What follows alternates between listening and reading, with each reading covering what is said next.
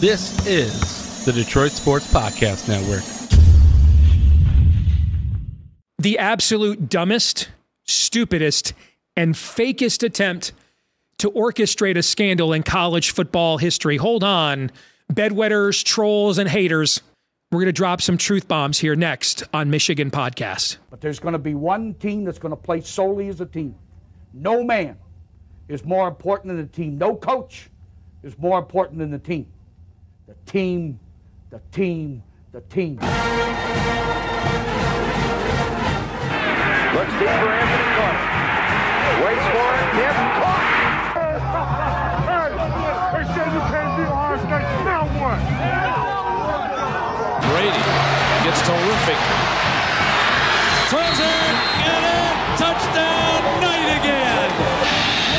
Schultz just before Brazil got him. And a leaping interception by Woodson. Harbaugh back to throw over the middle. Caught by Collier at the 5 on his feet. Touchdown, Michigan. On its way. It's good. He's 5'7", 179 pounds, a junior at Michigan. But Jamie Morris packs a wallop, and he delivers for Bo Schembechler. And here's your first play. Pressure coming. Sack. It is Glenn Steele, number 81, who fought his way through the traffic. Option. And Robinson calls his own number, and he's going to score. Oh, an easy touchdown for Robinson and Michigan.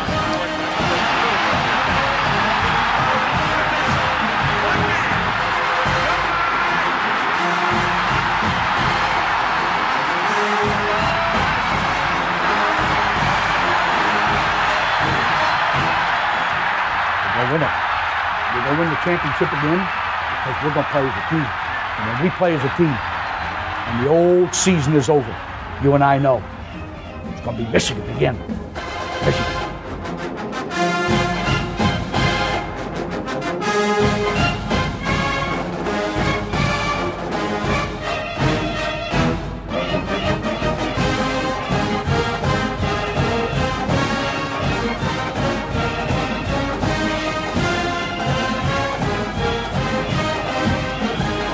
Go Blue, I'm Steve Deace. Welcome to this week's Michigan Podcast. Thoughts and prayers to whoever decides to stoke any form of sanity in the comment section on YouTube after I finish up here in the next few minutes. Because what has gone on here in the last few days is the dumbest, stupidest, and fakest attempt to contrive a scandal in college football history. Now, before I break it down and debunk it, I want to say this from the outset, and I've been saying this from the very beginning. I don't care. In fact, I hope Michigan did everything. I hope Jimmy even orchestrated the whole thing. You're playing in a sport where quarterbacks that win national championships can say, they didn't bring me here to play school. Basketball programs that win national championships can literally create basket weaving classes, looking at you, North Carolina. College basketball coaches are caught on tape involved in money laundering exercises with shoe companies by the feds, and they're on their 7th toupee and their 3rd national championship. No. I don't care. I don't care at all. In fact, I would have loved it more if Jimmy would have said the other day, full Colonel Jessup, you're damn right I ordered the code red. How you like them apples? Would have liked it even more. Would have loved him even more. Just triple down, quadruple down. Because this is the worst form of pearl clutching. This is a brood of vipers pissed off that someone came up with a different form of venom. But since I am aligned and my beloved team has a bedwetting faction of sanctimonious, let me walk through why this is the dumbest, stupidest, and fakest attempt to contrive a controversy in college football history. Let us begin. Number one, the same reporter responsible for reporting the so-called Burgergate plea deal during Big Ten Media Days 3 months ago, Pete Thamel, is the same reporter here. Huh. Funny how that works. As they said in my movie Nefarious, probably just a coincidence. Which brings me to number two. Right after he accused Michigan of cheating on College Game Day last Saturday with absolutely no evidence, Reese Davis said on the air he received a text from a, quote, NCAA source So it's okay for the NCAA to leak, talk, and prejudice the court of public opinion with the help of the media, of course. But the accused must remain mostly silent. That sounds like a legit process, and here's why that matters. Did you know the NCAA still has not even sent Michigan an official notice of allegations for Burgergate, let alone this issue yet? So where is all the talking and leaking to the media coming from before the formal process is even engaged? Who even knows these details? Who's submitting them? That would speak to the fairness of any such process, this entire process. Number 4, schools have at least 90 days to respond to any such notice. So the idea any of this will in any way impact this current season is simply not true. Sorry, haters and trolls. The Kansas basketball case, by the way, took 6 years to adjudicate, and that was with wiretaps. Number 5, it is not against any NCAA rule to steal signs or signals. Let me repeat. It is not against any NCAA rule to steal signs or signals. One more time for the Buckeyes in the back. It is not against any NCAA rule to steal signs or signals. In fact, it is a common practice in college football. Number 6, the accusation here, therefore, is that Michigan used an unapproved method of doing something that isn't actually against any NCAA rules. Number 7, the rule Michigan is said to have violated is this one. NCAA Rule 11.6, scouting of opponents. 11.6.1, off-campus in-person scouting prohibition. Off-campus in-person scouting of future opponents in the same season is prohibited, except as provided by, and it mentions several bylaws. This was adopted in 1994. Rule 11.6.11, exception, same event at the same site. An institutional staff member may scout future opponents also participating in the same event at the same site, like what you see in college basketball, for example, with tournaments. 11.6.12, another exception, conference or NCAA championships. An institutional staff member may attend a contest in the institution's conference championship or an NCAA championship contest in which a future opponent participates, e.g., an opponent on the institution's spring non-championship schedule participates in a fall conference or NCAA championships. Again, these rules originally adopted in 1994, and notice that a certain definition is missing here in the rule. It would kind of seem important, if we're going to discuss scouting, to establish what is a scout.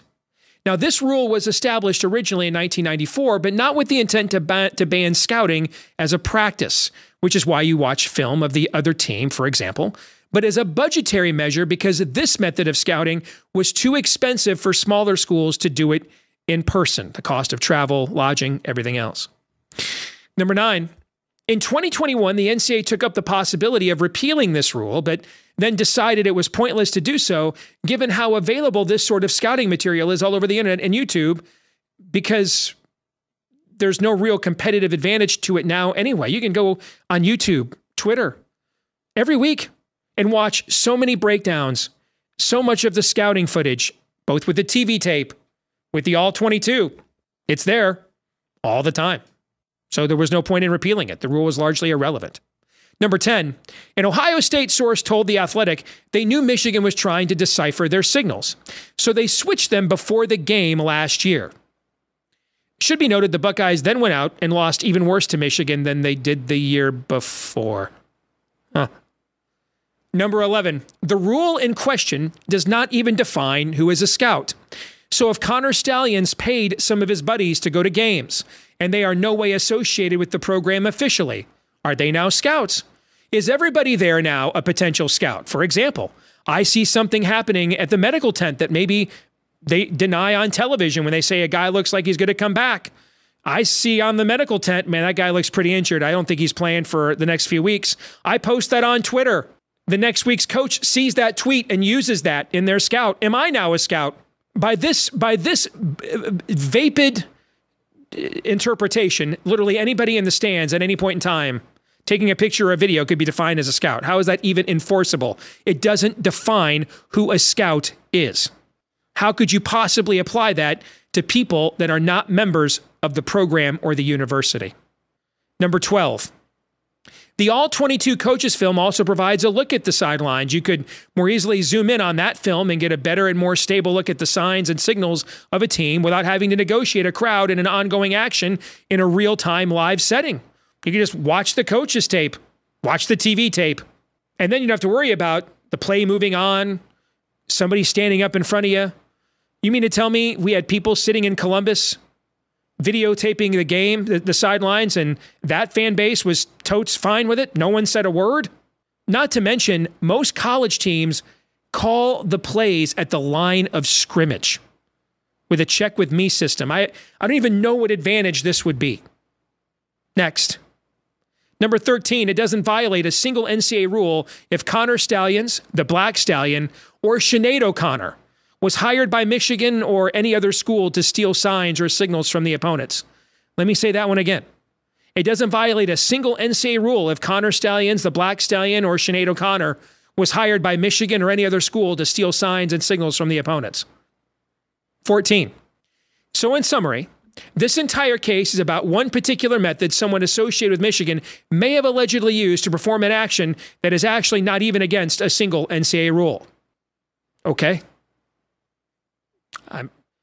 Coaches on wiretaps, winning national championships, but someone found a loophole to do something that isn't actually on the merit against the rules. And I mean, this is Jim Harbaugh should be suspended without pay. Get the bleep out of here, okay? Number 15, finally. Since the rule doesn't define what qualifies as a scout, it is not even clear the obscure in-person scouting rule that was almost repealed in 2021 for being irrelevant was violated, even if Connor Stalions is guilty of everything currently being alleged. Now, this university has turned out a few lawyers of consequence and significance in its history. I'm sure you could have all kinds of fun in a court of law with the wording of this nebulous tripe. It's fake, it's dumb, and it's stupid. And you're dumb and stupid if you allow this as a Michigan fan to in any way, shape, or form impact your enjoyment of this season, or you get distracted by a bunch of bitter people pissed off that we've been kicking their ass the last few years. But I do want to close with this. I want to thank you guys for this. The amount of motivation you're giving our team, man. You watched that Sparty game last week, all the talk Michigan said, well, we have to cancel the game for the health and safety of our players. We all mocked that. Turned out we were right. If you watch that, 49-0, and it wasn't that close. Michigan State should have canceled the game for the safety and wellness of their team. All right? I mean, the chip you're putting on our shoulders, you are pissing our players off. And at a time of year that every little edge counts. And I think as fans, we're going to end up being greatly rewarded for that. So I guess I want to close by saying to the haters and the fake news media, thank you. Steve Deace here, and we get asked a lot, hey, how can we support what you guys are doing at Michigan Podcast? Well, now is a great time to become one of our supporters on Patreon. Patreon.com/Michigan Podcast is where you can go. Patreon.com/Michigan Podcast. And if you go there, we're going to make you a little jingle. In fact, you would have gotten these a few months ago, long before the season even started. All of my 2023 football futures bets I've made thus far. I can't recommend a selection any more than I bet this myself. And last year, if you followed my football futures bets and you bet alongside of me, you made a pretty nice ROI chunk of change by the time the season ended. So keep up to date on all things we think and do here at Michigan Podcast. Patreon.com/Michigan Podcast. But more importantly, just $5 a month. And chances are you're going to make a lot more money than that following our sports betting selections. Patreon.com/Michigan Podcast. Again, Patreon.com/Michigan Podcast. And thanks to all of you that have been supporting us already. We appreciate each and every one of you. Go Blue. All right, now we talk actual football. Let's bring on our good friend Mark Rogers, the one, the only, not the only, but he is a rare, reasonable bucknut. We bring him on the show each week for the 10-Minute War. Don't forget to check out his outstanding channel here on YouTube, The Voice of College Football. Him and I did discuss on his channel yesterday a lot of our thoughts on the Spygate scandal of all scandals in the history of college football. So if you want to hear a Wolverine and a Buckeye go back and forth on that, we did that on Mark's channel yesterday. I'd urge you to go and watch that. There's no point in repeating all of that because much of it are the things I said right at the beginning of the show before Mark came on. So Mark, let's talk some ball, if you're okay with that. Yes, we are inundated with NIL, transfer portal, recruiting scandals, all that, all off season. Once they kick off at the end of August, yes, let's talk football. Although I will say, you framed that as a discussion and a back and forth.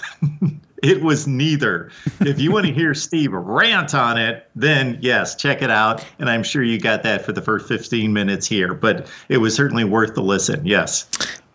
Duly noted. All right, let's talk some ball.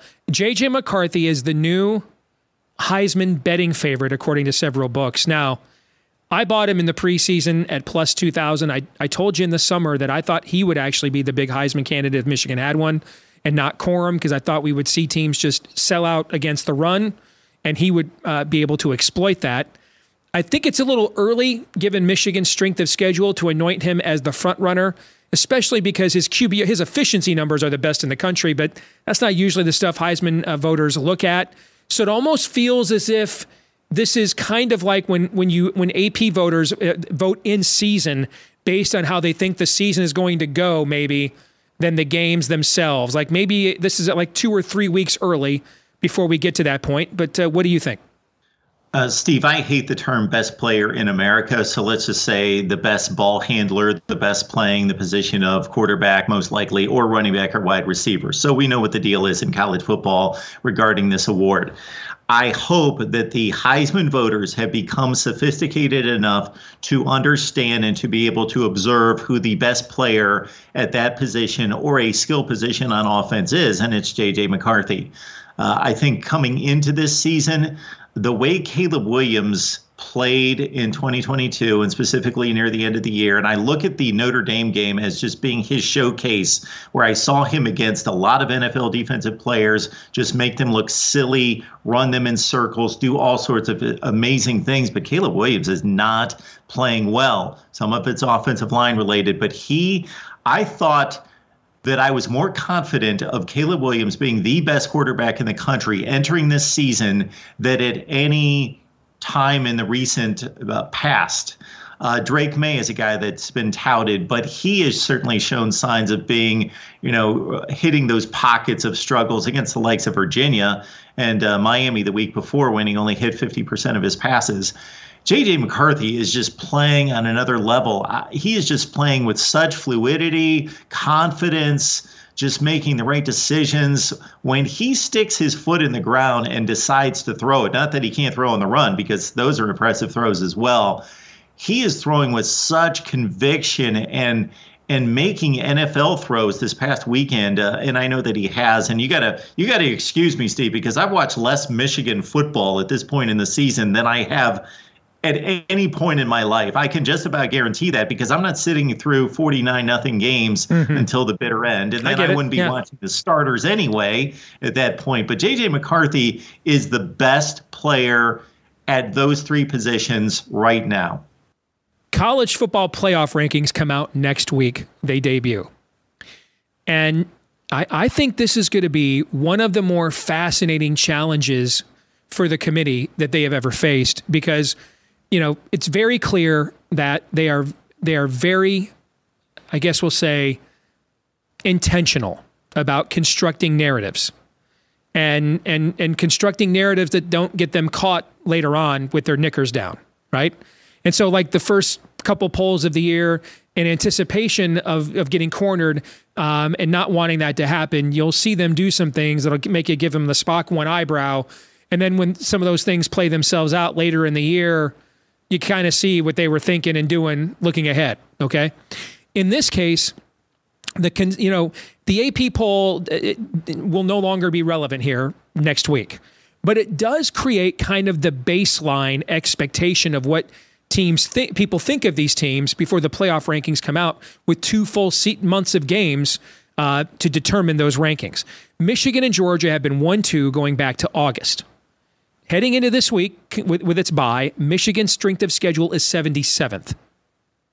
Heading into this week in the world's greatest outdoor cocktail party, Georgia's strength of schedule is 94th, according to Sagarin. You've got these other teams out there like Washington who have big wins, but then, had a letdown game last week against Arizona State. You have Oklahoma, which has beaten Texas, which is one of the more impressive wins, but now Quinn Ewers is hurt, may not play again this season. We don't know. There are so many variables right now that I think crafting that narrative for this committee in this last year of the 4-team playoff, man, I bet you they wish there was never this thing called the Alliance and we would have the 12-team playoff this year. Okay, because trying to gauge and look ahead and figure out, all right, that's a potential pitfall. That's a rake. Don't step on that. Hey, avoid that banana peel. So put this team there and that team there that we know they like to do in the Zoom call or the smoke-filled rooms. I think that is going to be really hard to start off with here, Mark. Am I wrong?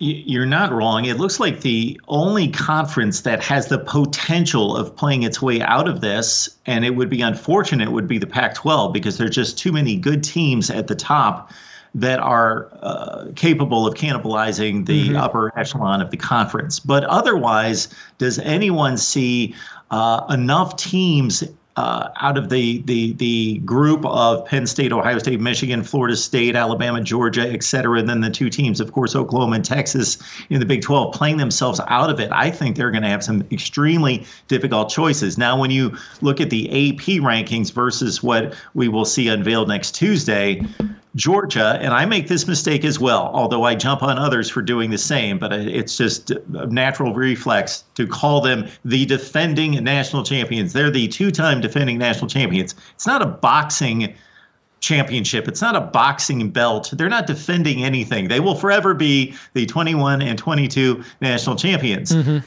This is a new season, and the AP voters tend to give that, well, they're the defending champion. They haven't lost their number 1. In no way will this committee be able to justify that Georgia is the number 1 team in the country based on what I believe, and the criteria moves around from season to season, of course, to fit what you're talking about, their narrative to try to protect themselves and cover their behinds for the rest of the season. But for Georgia, the schedule's not there, the dominance is not there, and so they can't be number 1. I can understand the justification for Michigan. They are the only team in the country that has not struggled in any game, that has been complete and dominant in every game. But I can also see an argument for, let's say, now Ohio State, even though it's not been pretty, man, 2 really good wins against Notre Dame and Penn State. They may have the best resume. I agree with your point on the merits. So let me take keep my fan hat off and looking at it analytically. I agree with you on the merits, looking at resume. Agree. Okay. Now, can I put my fan hat on for a second? Okay. Let me put my Michigan fan hat on for a second. And as ecstatic as I am about this fake scandal just pissing our team off and just guaranteeing we're not going to lose any focus whatsoever because now you just gave us something else to prove. Man, I can't tell you how giddy I would be to come out of the bye week and see the college football playoff committee rank Ohio State number 1. I mean, but you can understand if I'm Jim Harbaugh, short of asking myself, why the hell did I ever hire a guy named Connor Stallions? Okay, short of that, the next thing I could want to know, I'd want more in the universe, is to come out of the bye week with Ohio State number 1 in the playoff rankings and just play that up to my team as well. I would love that. Absolutely love it. You bet. Let me say this, Steve. I do rankings every week, and I call them the top 25 that actually make sense, even though a lot of people don't understand that they do make sense. Because if it's week 1 and Maryland beat Texas, let's say like they did 2 consecutive years, I'm going to rank Maryland extremely high. That doesn't mean I believe that they're that good, but up until the point in that season that I rank the teams based on, number 1, their wins and losses. So Michigan obviously is tied for the best record in the country right now. Number 2, I base it on opponents, the schedule. Michigan, that weights down Michigan at this point, of course. But number 3, it's the performance. It's the dominance of the performance, and Michigan extremely high there. And I guarantee, for people that at times put the homer hat on me, that I have ranked Ohio State consistently for the 4 or 5 years that I've done this, consistently lower than the AP and the coaches poll. But I have now lifted Ohio State to number 1 in the country because it's a resume-based ranking that I deliver. But based on other criteria, if people want to weight the performance, the dominance, the game control, yes, Michigan looks like the best team in the country. They do. Let's look at this week's games, and let's assume Georgia beats Florida. I mean, I think you and I both agree if it's like 50-0, Georgia's going to be number 1 in the playoff rankings. Fair? Okay? Yes. Okay. Let's say it's like 34-17 or 34-21, something like that, and Georgia pulls away late. Michigan has a bye. Everything else is chalk as in terms of who's number 1, who's the number 1, or who's in the top 4. In that scenario, what do you think the playoff committee comes back with for its initial top 4 on Tuesday? I think playing the role that you set up at the beginning of this conversation, they will rank Georgia number 1 because they can always go back to Michigan. Michigan's going to play themselves to the top. Or not. Right. Yes. Yeah. And so I think that's a safer choice where Georgia doesn't have that game to elevate them. So if they suppress Georgia and rank them 2 or 3, and probably number 2, then they don't have that win to elevate them if needed. What if it's Georgia on a last-second field goal over Florida? Same thing? Yeah, I think it's the same thing. All right, so then it sounds like we kind of both agree if Georgia wins by any method, Georgia and Michigan are going to be the top 2, and then we'll just see which order they're actually in. You're asking me to do what I hate to do, Steve, and that's predict what other people are going to do. I know. I know. Florida State has to be in there, right? The win over LSU is one of the best wins of the season. I know Clemson has been a disappointment, but you have to keep in mind, they went there and won when Clemson knew its entire season was on the line. Clemson knew if we lose here, all of our preseason goals are out. So you got Clemson's best shot on that date, if that makes sense. Okay. And they went, in fact, they actually doubled the point spread. They won by 7 and they were favored by 3, I think it was 2 or 3 in the game. Okay. So went to overtime and they were outgained by 150 yards. But we're at a point, Steve, where all these teams I know. And they just beat Duke, who is another ranked team in the ACC. I got to believe they're in the top 4. So Oklahoma or Washington, which one of those is in the top 4?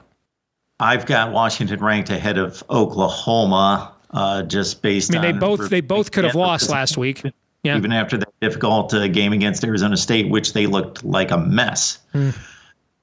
It's interesting. I mean, I had a hard time figuring out, based on resume, I think Utah should be in the top 10. But I'm a big guy that if I'm big in a believer, and you play a team on the field and you beat them and you have the same or better record than them, you should be ranked ahead of them. So if I think Utah resume is top 10, but they lost to Oregon State, I can't put them ahead of Oregon State. You know, I mean, I don't think this is not going to be as, here's the thing. You don't have the guarantee, well, Georgia and Alabama are in the top 4, so we just got to figure out the other 2. You don't really have any of that this year. I think it's going to be fascinating to watch them craft the narratives and the trap doors or escape rooms that they give themselves throughout the course of this process. I think it's going to be fascinating to watch. Steve, I adhere to the same beliefs and values you do in ranking teams, that you go, as long as the record is the same, then you go with a head-to-head. The result on the field has to happen. Right. But just a few weeks ago, we arrived at a place in the Pac-12 where, if I can get this straight, Utah beat UCLA, Oregon State beat Utah. Oh, my goodness. Washington State beat Oregon State. UCLA beat Washington State. Right. So you get the round robin, and you can't honor it all the way through. No. As long as the records were the same, and they were a few weeks ago. Now they're not. Correct. It's hard to be strict about it when you get into round robin scheduling, but you can't have a situation where Louisville just dismantles Notre Dame, has a better win-loss record and Notre Dame's ranked ahead of them. That's a situation you can't have.